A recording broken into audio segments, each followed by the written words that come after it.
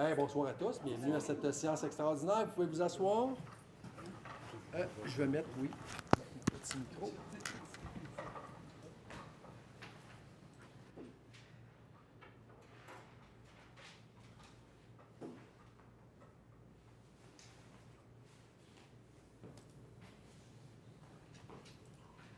Je vais pas passer, Ah, c'est une clé. C'est une clip. Ouais.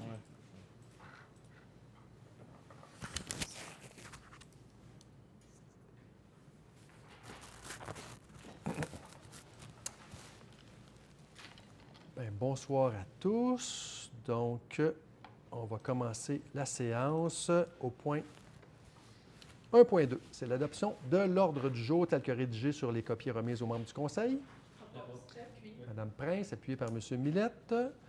On arrive à la première période de questions. Si vous savez dire, oui, allez-y, on peut prendre votre question.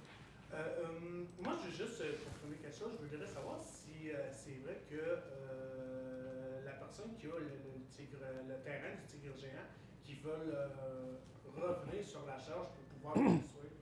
Oui, effectivement, ce soir, on a justement le dépôt du procès-verbal du dernier comité consultatif d'urbanisme. Le projet en question apparaît là. Donc, par contre, ce soir, c'est seulement un dépôt. On dépose le PV parce qu'on va adopter une résolution par rapport à un autre projet et pour procéder à cette résolution-là, il fallait déposer le PV du CCU.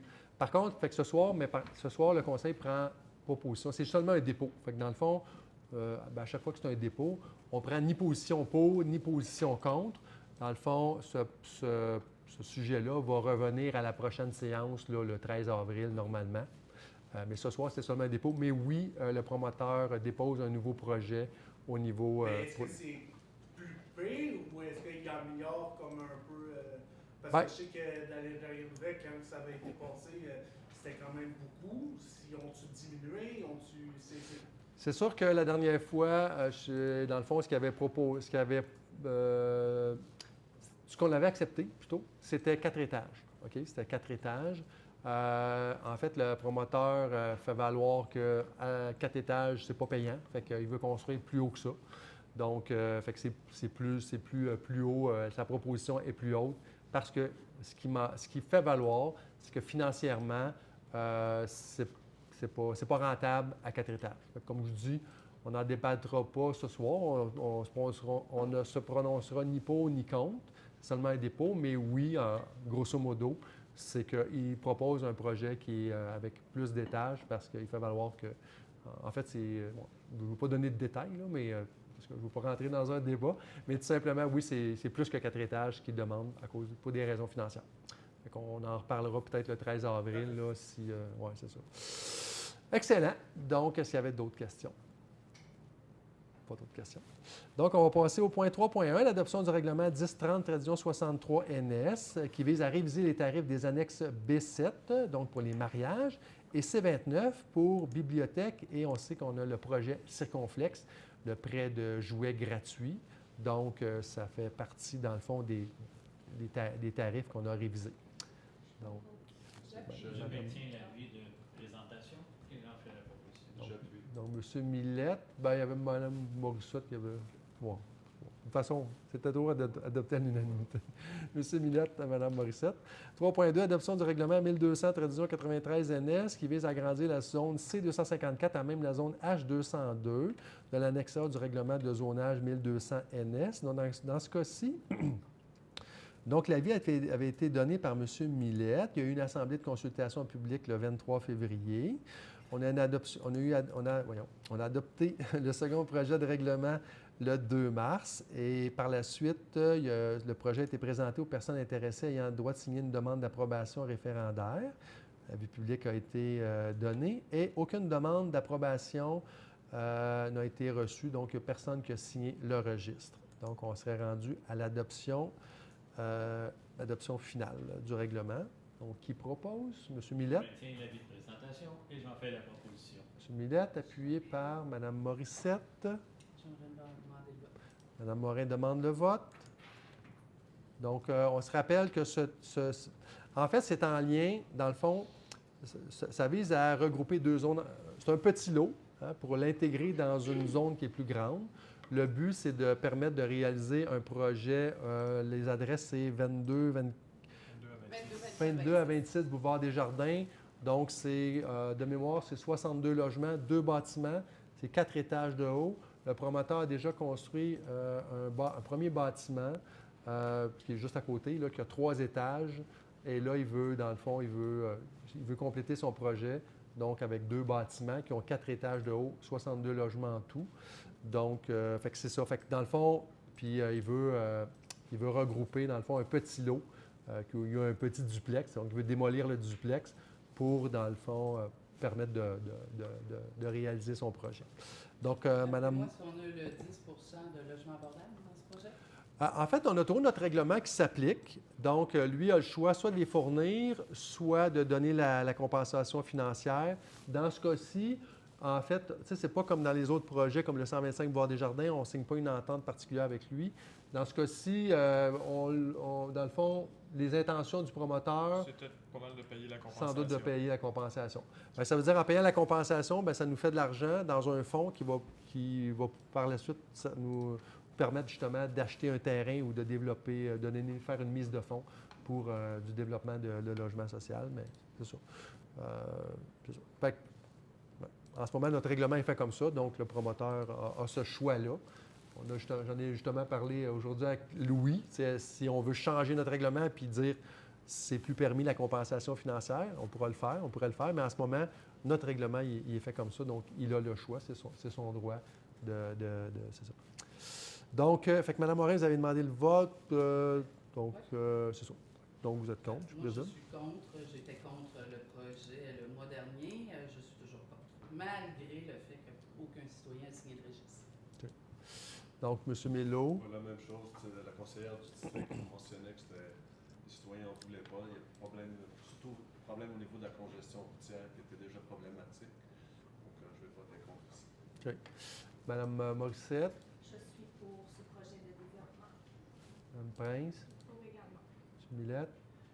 Certainement que je suis pas.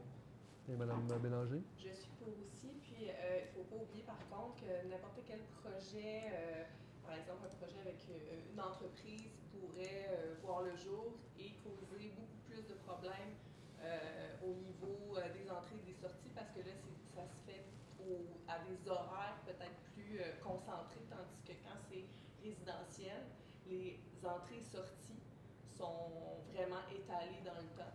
Donc,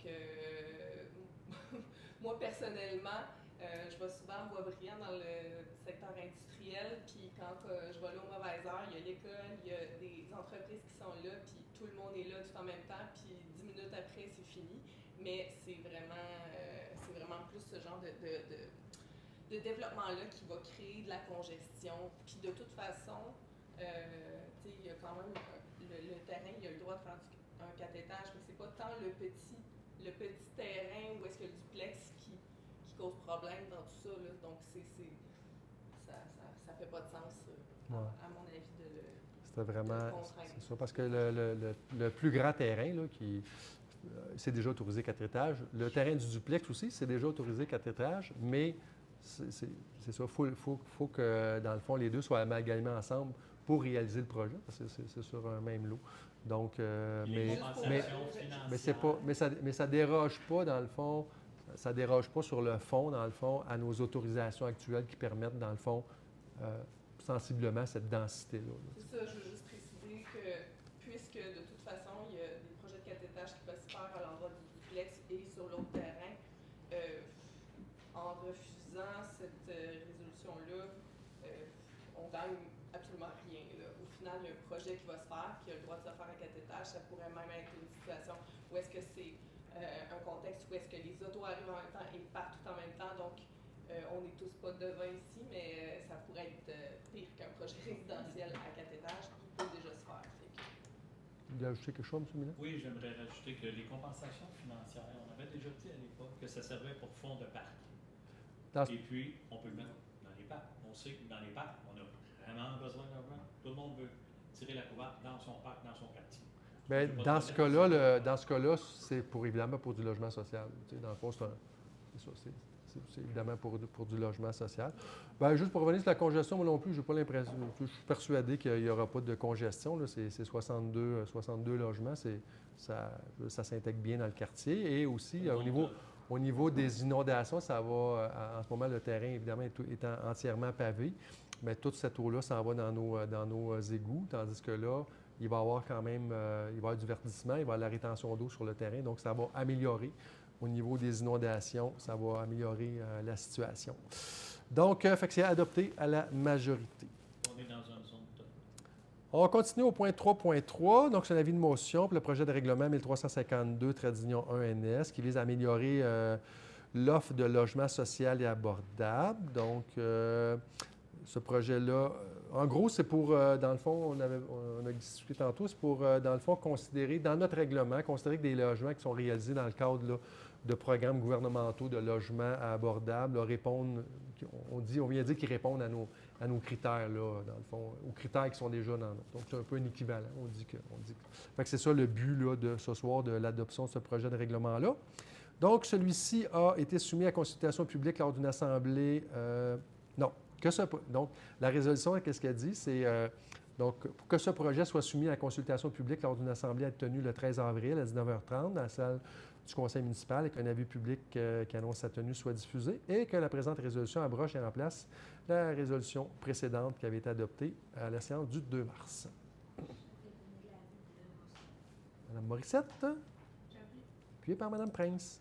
3.4, donc, c'est pour prendre l'acte du dépôt par le greffier, conformément à l'article 557 de la loi sur les élections et référendums dans les municipalités, des certificats qui ont été dressés suite à la procédure d'enregistrement qui a été tenue du 9 au 12 février, donc pour des règlements d'emprunt. Donc, les règlements en question, c'est, on a la liste ici, là, c'est 1, 2, 3, 4, 5, 6, 7 règlements d'emprunt. Puis, dans tous les cas, on n'a pas eu de signature de registre parce que, comme vous le savez, des citoyens pourraient s'opposer à un emprunt. Donc, fait que dans ce cas-ci, il n'y a personne qui s'est opposé pour emprunter ça. Puis, en gros, tous ces règlements d'emprunt-là, c'est pour principalement de l'équipement matériel roulant.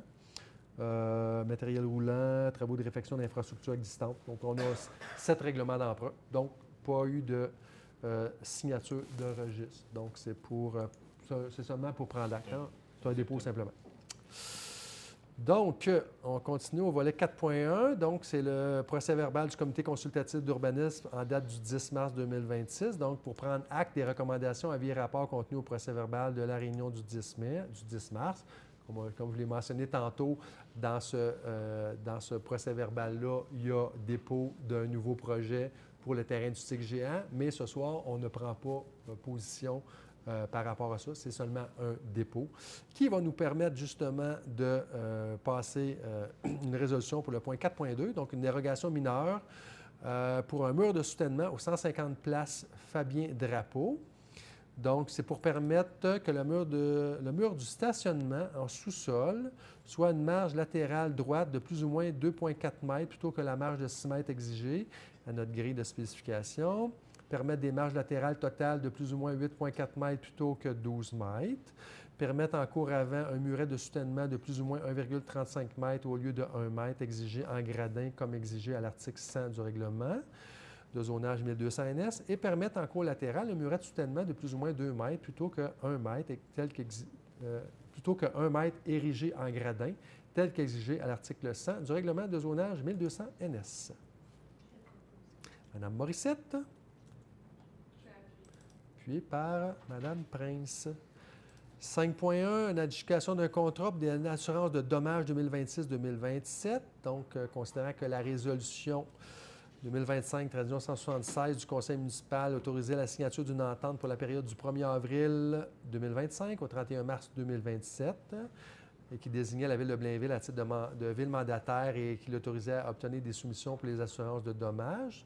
Donc, suite à un appel d'offres public pour les assurances de dommages pour la période du 31 mars 2026 au 31 mars 2027. Donc, malgré le fait que, dans le fond, on avait une entente qui nous amenait jusqu'à 2027, on a eu recommandation de notre courtier de retourner en appel d'offres, ce qu'on a fait. Donc, Donc, on a reçu une soumission qui a été trouvée non conforme. On a reçu 2 soumissions et une était non conforme. Et la plus basse soumission conforme était celle de BFL Canada, Risques et Assurances, qui a été recommandée pour acceptation. Donc, pour accepter cette soumission, ces soumissions, parce qu'il y a 3 blocs.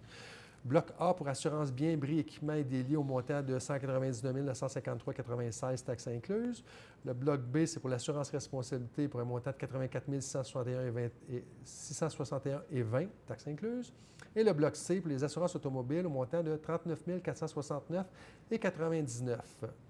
Donc, c'est aussi pour autoriser la trésorière à verser la somme de 61 800 $ à titre de quote-part de la Ville de Sainte-Thérèse au fonds de garantie de 500 000 $ pour les réclamations d'assurance responsabilité civile primaire pour le terme 2026-2027. Donc, voilà. Monsieur Mello, appuyé par Monsieur Millette. On arrive au point 9.1. Donc, pour autoriser maire et greffier à signer l'avenant numéro 3 de l'entente de financement entre le ministère de la Sécurité publique du Québec et la Ville de Sainte-Thérèse, qui vise la réalisation de travaux préventifs de stabilisation de talus le long du secteur sud du ruisseau Charon, incluant des travaux de compensation pour la perte de l'habitat du poisson exigés par le ministère des Pêches et Océans Canada. Donc, qui propose? Mme Morissette, puis par M. Millette. Donc, vous savez qu'on veut réaliser un projet d'habitat du poisson aux étangs du parc du Jardin des Sources. On est en ce moment à l'étape des plans de vie. Et là, la demande qu'on fait ce soir, c'est une extension. Oui, une extension d'une entente. C'est ça. Je poursuis l'explication. Oui. On est subventionné par le ministère de la Sécurité publique dans le cadre des travaux de stabilisation du ruisseau Charon qui ont été faits déjà il y a quelques années. À la suite de cette stabilisation, comme on a eu un impact sur l'habitat du poisson du ruisseau, on a un projet de compensation à faire et les frais de ce projet de compensation-là sont aussi subventionnés par le ministère de la Sécurité publique à hauteur de près de 75 %. Donc, c'est pour s'assurer qu'ils continuent de nous supporter financièrement, puisque c'est une obligation légale que de compenser l'habitat du poisson là, suite à la stabilisation. Fait qu'eux nous donnent 75 %. Est-ce que, il me semble que c'était plus que ça qu'on avait en tout? Ah, c'est parce que le projet de compensation est aussi partagé par d'autres municipalités. Fait que le 25 % est séparé entre plusieurs autres villes, là, ce qui fait qu'il nous reste à peu près un 5 % au final de ce projet-là là, qui va être défrayé par la Ville de Sainte-Thérèse. Fait qu'on on va réhabiliter tous les étangs, les 4 étangs du Jardin des Sources. On va faire dans le premier un marais filtrant, les 3 autres vont devenir un habitat du poisson. Fait que tout ça, on va réaliser un beau projet comme ça qui nous coûtera presque rien. C'est vraiment bien. Puis en même temps, vraiment, c'est... Très bon. J'ai hâte que ça se réalise, là, parce que c'est long avant toutes les étapes sont longues, mais est-ce qu'on pense commencer cette année? Pas nécessairement. C'est pas, évidemment, c'est encore notre souhait, ouais. Mais ça va dépendre beaucoup du temps de l'autorisation des ministères. Oui, c'est ça. Il faut que les plans de vie soient terminés, évidemment. Ouais. Excellent, super. Donc, en 12.1, l'objectif de cette résolution-là, c'est pour nommer au sein du conseil d'administration de la Régie intermunicipale du parc de Domaine-Vert, donc les personnes suivantes, Mme Jacinthe Prince, première déléguée, Mme Joanne Michaud, deuxième déléguée, et d'ajouter aussi comme premier substitut Mme Mylène Morissette et comme deuxième substitut M. Armando Mello. Je vais l'écrire ici. C'est pas fini. Non, c'est ça, il y a un autre petit bout. Et aussi pour nommer au sein du conseil d'administration de Tricentrisme, M. Christian Charon, membre délégué, et M. Michel Millette, membre délégué substitut. Je propose. M. Mello, appuyé par Mme Bélanger. 12.2, c'est un appui municipal aux revendications du mouvement Le Communautaire à bout. Comme vous l'avez sûrement vu, les organismes communautaires, pas tous, là, mais une partie, sont en grève. Donc, c'est pour les appuyer. On peut lire la résolution. Mylène, est-ce que tu aimerais ça la lire? Oui. Alors, considérant que les organismes communautaires autonomes du Québec font face à un sous-financement chronique qui fragilise leurs services à la population et les conditions de travail de leurs intervenants, considérant que les organismes communautaires sont une composante essentielle du filet social en offrant des services de proximité, en créant des liens humains précieux et en contribuant à la justice sociale et au bien commun, considérant également que malgré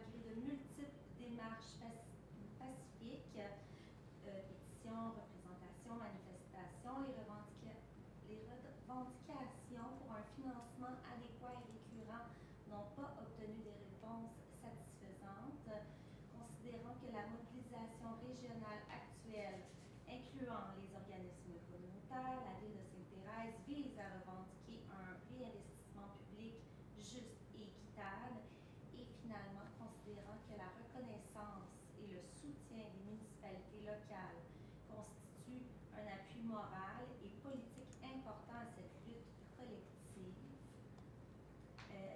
Alors, il est proposé que la Ville de Sainte-Thérèse manifeste sa solidarité envers les organismes communautaires de son territoire et que la présente résolution soit transmise au gouvernement du Québec, qui est député de la région, et instance régionale concernée. Alors, je propose. Proposé par Mme Morissette, J'appuie. appuyé par Mme Bélanger. On arriverait à la deuxième période de questions. Est-ce qu'il y aurait des gens qui auraient des questions? Oui. Votre nom, c'est quoi déjà? Yannick. Deuxième nom? Pardon? Pas deuxième nom? Lorrain. Lorrain, Yannick Lorrain. Non, c'est juste pour... on l'inscrit toujours dans le PV. Là. Allez-y. Moi, dans le fond, j'habite sur la rue Piché, puis depuis, je te dirais, en plein milieu d'hiver, on a des problèmes de rats sur la rue. De rat? Oui, de rats. Moi, il y a peut-être quoi, 6 ans à peu près, je travaillais chez Comme Noël Plywood, Oui. sur Curé-la-Belle. Puis les problèmes de rats dans ce terrain-là, c'était incroyable. Puis là, j'ai comme l'impression que les rats qui viennent de là, ben, ils s'en viennent sur notre coin. Ça fait au-dessus peut-être une douzaine de rats, de gros rats là, que je croise depuis fin janvier jusqu'à aujourd'hui. OK. Généralement, ben, je ne suis pas un spécialiste en rats, mais généralement, il me semble que quand il y a des rats, c'est parce qu'il y a un égout quelque part qui est brisé, puis les rats ont réussi à se faire parce que ça m'étonnerait que les rats de la Commonwealth soient rendus sur la rue Piché. Souvent, c'est à cause de ça, hein, un égout qui est brisé, puis les rats se sont fait un petit chemin jusqu'à la surface. Là. Il faudrait peut-être mentionner ça à notre service du génie. Parce que même sur le terrain de la Plywood, là, moi j'ai travaillé là, puis c'était incroyable l'infestation de rats qu'il y avait là. Ah oui? Moi, j'étais en train de travailler, puis je vais toujours m'en souvenir, j'ai monté sa table parce que j'ai eu vraiment assez peur. Là. Il y avait un rat qui m'a passé droit à côté de moi. Il y avait plein de collègues aussi qui n'avaient parlé à notre contremaître, puis pour eux autres, ça valait être normal. Puis, ben ça fait 6 ans, ce que vous disiez à Commonwealth, là? Oui, mais même encore aujourd'hui. Écoute, encore aujourd'hui? Je vais sur Curé-la-Belle, puis je vois un rat dressé sur le terrain. Là. Vous en voyez encore aujourd'hui? Oh, oui, je vous le garantis, monsieur, c'est incroyable. Le mentionner aussi à notre directeur du génie, à notre service du génie, là, pour... s'informer. Puis, au niveau des rats que vous voyez sur la rue Piché, là, c'est-tu plus proche de... Y a-t-il une adresse que vous pouvez nous donner? Je te dirais que ça joue avec le 22... C'est quoi la rue, donc, cette rue-là? Le Boulteau? Des Boulteaux. Oui, c'est ça, Le Boulteau. Ils sont souvent dans le coin du 22, puis même de la place où je suis, du 23 Piché. Ça joue entre le bloc qui est là, du 22, le bloc qui est le petit bloc de triplex, puis sur mon coin. Okay. Ça joue pas mal dans ces deux-là. Fait que dans le bout de 22, le Boulteau et 23 Piché. C'est ça? Oui. Dans ce coin-là. Là. Je ne sais pas si ça a rapport avec la rivière de Chien, mais puis même, il y avait même le monsieur, mon voisin, qui habite dans le bloc du 22. Ouais. Il n'a même pas pogné un qui a semblé avoir la rage. Oui, mais non, c'est sûr que... On parle pas de rats musqués, là. On parle de rats... Ouais, est-ce qu'on parle des... On parle Non, des rats, des gros rats. Là. C'est des gros rats de même avec la queue longue de même. Oui, c'est ça. C'est pas des marmottes, là. Non. C'est ça, c'est des vrais rats. Des rats. Un rat musqué, ça a une queue pareille à un rat domestique. Ben, je sais pas si on appelle le rat d'égout, un rat domestique. C'est juste que ça a leur poil un peu style castor. C'est quoi le nom que vous avez dit? Le rat musqué, c'est un animal indigène qui fréquente les rivières. C'est juste pour ça. Okay, ça a une grosse queue là, c'est quand même impressionnant. Cette rue-là, on n'a jamais vu ça sur notre rue des rats de même. Les avez-vous pris en photo? Je ne sais pas si j'ai encore la photo. J'essaie de me dépêcher. Puis vous les voyez quand, dans le fond? Les voyez-vous à une certaine période de la journée qui sont plus faciles à voir? Je te dirais plus en soirée. En soirée? Au début de la soirée? Dans ces coins-là. Oui. OK. Parce que souvent, les rongeurs, des fois, c'est des animaux nocturnes aussi. Fait que, OK, bien, c'est ça. On prend la situation au sérieux parce que, effectivement. J'ai pris la photo. Non, c'est correct. Ouais. Mais écoute, le voisin qui habite du Val-là, il m'a dit que la dernière fois qu'il a vu des rats de même, c'est le 8 ans. Oui. Bien, souvent, moi, je sais que j'en avais déjà vu à Sainte-Thérèse d'en haut, je pense. Puis c'est ça, souvent, ils se font un petit trou, là. On le voit, là. Il y a un trou qui s'est fait. Puis souvent, c'est ça, c'est un égout qui est brisé puis ils sortent par là. Parce que nos égouts, souvent, ils ont des rats. Hein. Mais fait qu'on on transmet ça à notre service de gestion de la gestion du territoire qui s'occupe de ça. Y avait-tu d'autres choses à nous partager? Non? Madame? La consultation publique du 13 avril Oui. pour le projet de demande de développement immobilier Desjardins puis Label, ça porte sur l'ensemble du projet ou spécifiquement sur l'offre de logement abordable? Au niveau du...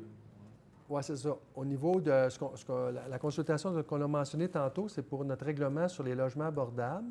Au niveau du 125 Boulevard Desjardins, le 13 avril, on va être rendu à l'adoption du deuxième projet de règlement. On a déjà eu une consultation à ce sujet-là. Fait que là, on est rendu à l'étape du deuxième.